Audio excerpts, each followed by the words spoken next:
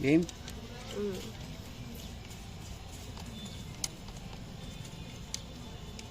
Okay, tama na. Ha? Hindi, iwanan na yan. Kasi Para hindi, ano. problema to eh, no? Kaya nga eh. Sabi ko baka, parang papaano mo na rin, di ano, ba? iinitin ba yan? Para matanggal. Overhaul niya pare yung frame. Hindi, kahit yung mga linkage lang. Mga linkage. Dito kami ngayon sa ano, alang. Dito kami sa shop ni ano, ni Boss Jeff. Papatingin na namin yung sakit ng bike at isang buwan na tayong hindi makatulog dyan. Tumutunog, dahil tumutunog eh. Tumutunog Pili niya dito. sa mga ibang linkage yan eh. Tingin namin dito, ito, yan o, yan. Kasi napalitan na yung bearing ng bottom bracket eh. Pati nung hub. Pati nung hub, oh, isa sa likod. Yan si Boss Jeff, yan ang Bago titira. na yung ano eh, yung bago na yung mga bearing yan eh kagabi. Kompleto siya dito, ang dami gamit oh.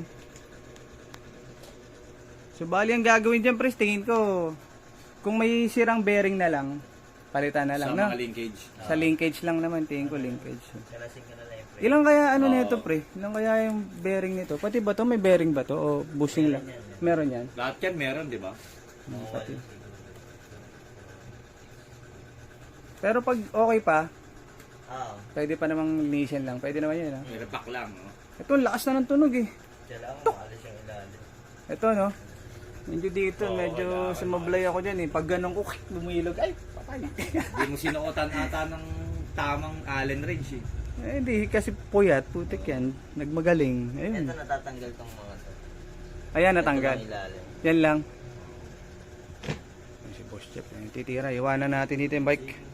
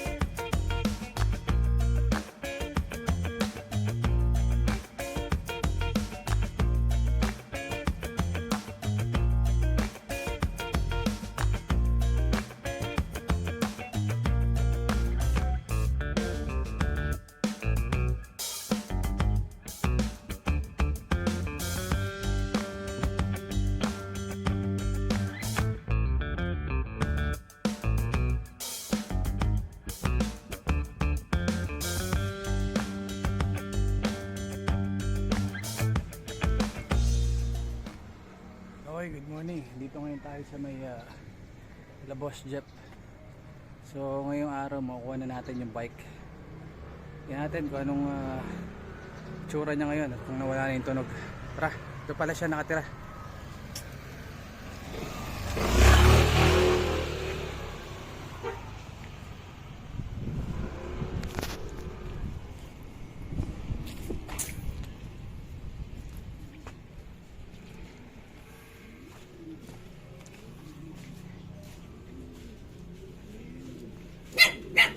Papa mo.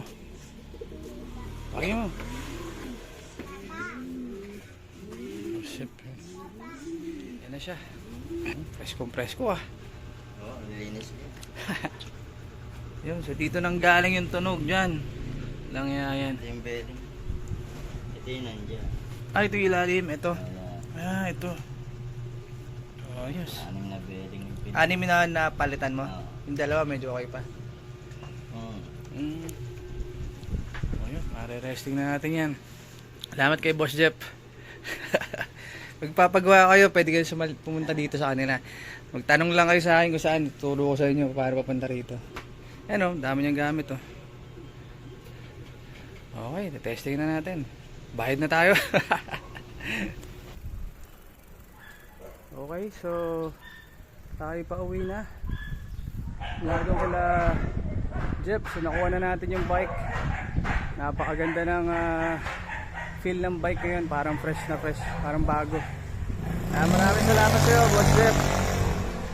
Si Boss Jeff nga pala siya yung nirekomenda ng mga bikers dito sa San Mateo. So, hindi ko pa siya nakikilala, ngayon ko pa lang siya nakita nung dinala ko yung bike. Kaya ito walang bias. Talaga maganda yung service nila. Sobrang linis. Smooth na smooth. Kaya kung gusto nyo magpaayos, puntahan nyo lang sa Boss Jeff sa Marikina. Okay, turo ko na lang sa inyo yung address kapag magtanong kayo sa comment. Okay.